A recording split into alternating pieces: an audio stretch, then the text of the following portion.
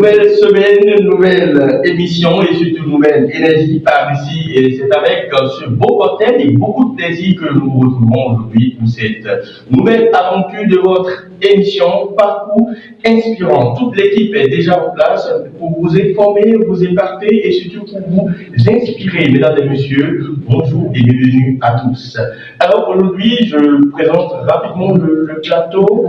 Il est composé aujourd'hui de Nelly Midjahi, la voix authentique qu'on ne présente plus sur ce plateau. Et à côté de lui, nous avons Élisée Outerel, le barbare, l'intrépide. Alors, restez avec nous, restez connectés parce que la suite sera très intéressante. Alors, Nelly, bonjour. Bonjour Aline, j'espère que vous allez bien. Je vais très bien, et vous? Je vais très très bien également. Alors, vous êtes en forme pour faire plaisir aux amoureux du parcours inspirant? Tout à fait. Comme d'habitude, je suis plus qu'en forme, il faut dire. Alors, donc, vous promettez beaucoup de choses aux amoureux du parcours inspirant aujourd'hui? Tout à fait. Restez tout simplement connectés pour suivre beaucoup de belles choses parce que notre invité d'aujourd'hui, c'est quelqu'un de très intéressant, quelqu'un qui a un parcours non seulement atypique, mais aussi très inspirant, il faut dire. Très bien. Alors, à côté de vous, je le disais tantôt, c'est le baba, l'intrépide, toujours. Élisée Outerel, bonjour. Oui, bonjour, c'est toujours un plaisir d'être sur le plateau avec toi. Merci beaucoup, le plaisir est partagé. Alors, Nelly, on reçoit un gros bonnet aujourd'hui. Exactement, il s'appelle Ulrich Thiermont Bocor. Il est juriste, informaticien, spécialiste consultant en management des projets.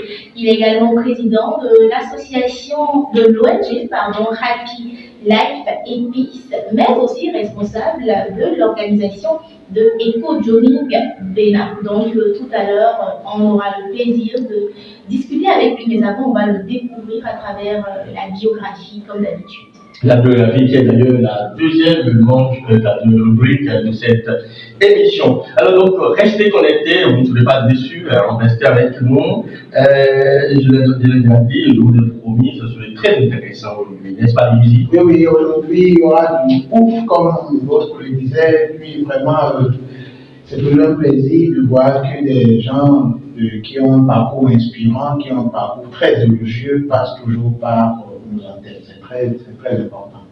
Alors, donc, c'est parti pour 45 minutes d'émission, mesdames et messieurs. Mais avant, j'ai quand même un apéritif pour vous, mes animateurs, et également vous à la maison, vous qui nous suivez actuellement.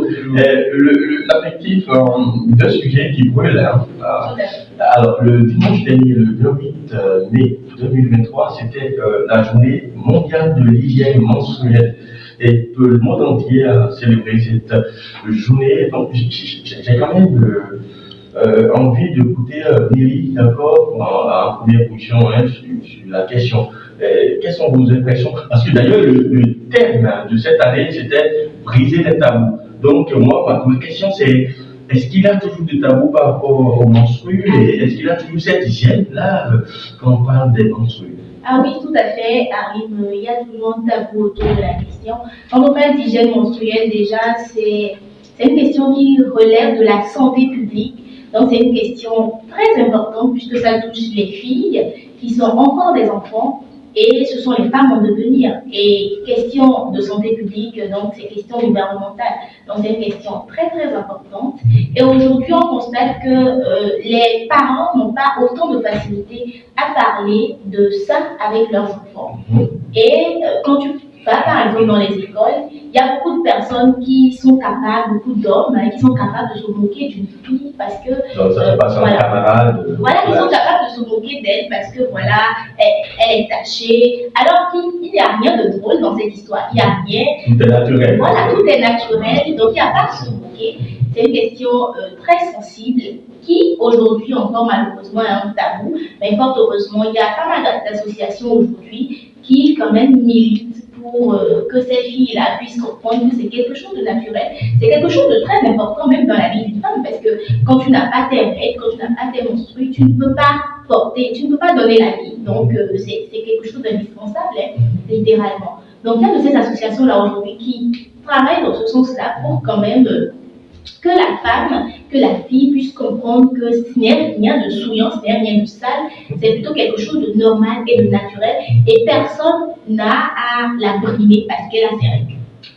Élisée, on dirait quelque chose de normal, naturel, et c'est pas souvenant et tout, mais on découvre que de nos jours, malheureusement, il y a de cette fille-là, et à cause de ces monstrueux, tout ce que les gens pensent, les gens diront, ça fait que les filles abandonnent les écoles, abandonnent leur salle de classe et tout. Qu'est-ce que vous en pensez? Je vais abonder dans le sens que Nelly pour dire que les filles aujourd'hui ne prennent plus soin de leur entreprise. C'est-à-dire quoi? Pour la petite histoire, j'étais en classe un jour, je suis enseignant également, j'étais en classe un jour. Ah oui, merci pour l'information, vous êtes enseignant, vous avez plusieurs textes à J'étais en classe un jour, quand l'enfant de la 6e me voit et dit, monsieur, je me suis blessé. Quand elle a dit ça, ça m'a tellement touché, et puis je l'ai appelé, j'ai appelé ses parents, on a discuté, et je leur ai expliqué que l'éducation, ce n'est pas seulement dans des petits gelées, dire fais ci, fais ça, mais c'est le rôle de sa maman. L'enfant ne savait pas, pour l'enfant, c'est qu'elle était blessée, les gars se souvenaient d'elle. Ce que je n'ai pas appris. Donc ça doit être la première fois. Oui, c'était la première fois, c'était la première fois. Et on voit assez des élèves qui sont achetés de partout, et là, contrôler leur hygiène devient un problème. Est-ce que ça devait être une raison pour abandonner les classes? Non. Elle ne devrait pas abandonner les classes. Et comme il l'a dit, il y a les ONG qui, de temps en temps, viennent dans les écoles, parcourent les écoles, qui leur donnent des conseils, qui disent pardon, que dans tel âge, de tel âge à tel âge, elles doivent être confrontées à ce genre de situation. Et c'est ce travail-là que les parents n'arrivent pas à faire et les filles abandonnent. Ça soulève quand même une question très importante, c'est de la responsabilité du gouvernement dans cette histoire. Aujourd'hui, les écoles manquent de toilettes appropriées pour les filles, il faut le dire. Et il faut aussi que le gouvernement quand même prenne des initiatives de campagne, par exemple de sensibilisation dans les écoles, parce que c'est vrai qu'en classe de 3e, les professeurs, les enseignants apprennent un peu tout ce qui concerne un peu la femme et expliquent un tant soit peu tout ce qui concerne la féminité et tout, mais ce n'est pas suffisant. C'est peu. Non seulement il y a la responsabilité à la maison, les parents doivent expliquer aux hommes, aux garçons pardon, et aux filles ce que c'est. Il ne faut pas brimer une personne parce qu'elle a ses règles, parce que ça n'a rien de sale, c'est normal. Si votre mère n'avait pas ses règles, elle ne vous aurait pas mis au monde. Donc voilà, ça soulève aussi la responsabilité du gouvernement. Alors je crois que quand vous parlez de la responsabilité du gouvernement, je pense que le gouvernement avait un projet de maintenir les filles à l'école, c'était le fond du projet. Enfin, ça fait au moins 2 ans où le gouvernement a initié ce projet-là, maintenir les filles à l'école, comment construire les toilettes appropriées, comment vous permettre aux filles quand même de rester à l'école malgré le nombre de mentions. Et je suis d'accord avec vous quand vous parlez de l'implication des garçons aussi. Oui, parce qu'il faut garder, parce que ce sont les garçons qui s'en moquent. Oui, généralement parce que les filles, elles se soutiennent un peu. Donc ce n'est pas tabou, ce n'est pas un problème. Ça montre d'ailleurs que vous portez très bien, donc on travaille à ce que la société accepte cela et vous facilite la vie, voilà, tout ça. L'autre sujet, rapidement, on fait une toute table, c'est l'affaire Cestépan, qui a secoué dernièrement la toile. Il y a une certaine Camille Kouebi-Chak qui aurait publié des vidéos intimes de lui et de sa copine sur les réseaux sociaux. Ça tombe comme ça, vos réactions à chaud, on commence par... Pourquoi Je pense que c'est une abomination. Une abomination qui dit pas son nom. On ne peut pas publier des vidéos sensibles. C'est-à-dire, tu es en plein débat sexuel avec ta femme. Avec ta femme, parce que j'aurais appris que la fille était sa copine. Alors là, pour moi, c'est publier l'intimité de la femme, ce qui ne respecte pas les prescriptions que tu connais, que je connais, que vous connaissez. Les téléspectateurs ne connaissent pas encore. D'accord. Donc, moi, je pense que ce n'est pas bien. Ce n'est pas bien. Et on doit punir ce tacle-là? Non, je crois que l'intéressé est déjà dans les mailles de la police. Oui, tout à fait.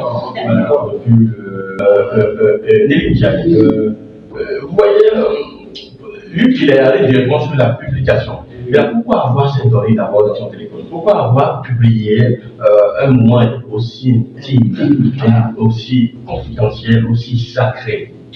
Je pense que c'est une situation assez grave, et il faut dire que quand j'ai appris la nouvelle, j'étais très choquée, très choquée. C'est pas la première fois que ça arrive. Déjà, c'est ça qui est compliqué, c'est ça qui est suffisamment grave, parce que c'est déjà arrivé à une personne et les autres savent que c'est des choses qui peuvent se passer et pourtant ça continue. Donc on se demande bien pourquoi, à quoi est-ce que ceux-là font ça. Vous êtes une femme, mais je me demandais si ça incite. Mais c'est l'homme qui a publié, je suis une femme, mais c'est l'homme qui a publié. Donc c'est à vous de poser la question, pourquoi publier sur l'homme? D'abord, les deux se sont entendus quand même. Pour filmer. Il faut dire que je vais faire un petit retour sur l'histoire.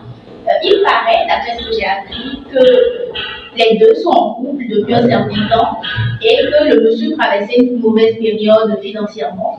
Et la dame, elle a trouvé un petit emploi, donc elle l'a un peu délaissé et c'est par vengeance que le jeune homme a décidé de publier une vidéo pareille. Maintenant, pourquoi filmer ça? Il y a certaines personnes qui ont des envies assez perverses, hein? Je ne vous le cache pas, il y a certaines personnes qui ont envie de se revoir en pleine action. Donc il y a de ces choses-là qui peut-être justifient d'une certaine façon qu'on tourne ce genre de vidéo. Mais je pense que fondamentalement, c'est des choses à éviter. Parce que l'être humain est changeant, la personne en qui vous avez confiance aujourd'hui et avec qui vous vous permettez d'avoir ce genre de comportement là facilement. Quelqu'un qui vous dit je ne vais jamais te faire du mal et ce genre de choses, très facilement, demain, sa nature va changer et il va le faire. Et les hommes ici peuvent en témoigner, même la femme. L'être humain en général, ce n'est pas que l'homme, l'être humain est changeant. Tu peux avoir un sentiment profond pour une personne aujourd'hui et demain tu détestes cette personne-là. Donc pourquoi prendre ce risque? Pourquoi prendre ce risque? Franchement, je suis choquée parce qu'au final, c'est généralement la fille qui perd. Je me rappelle dans ce pays, la femme Clara.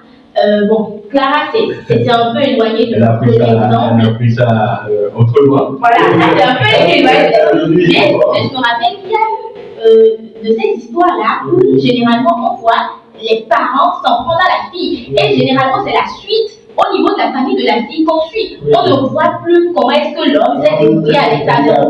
Généralement, c'est la femme qui en souffre.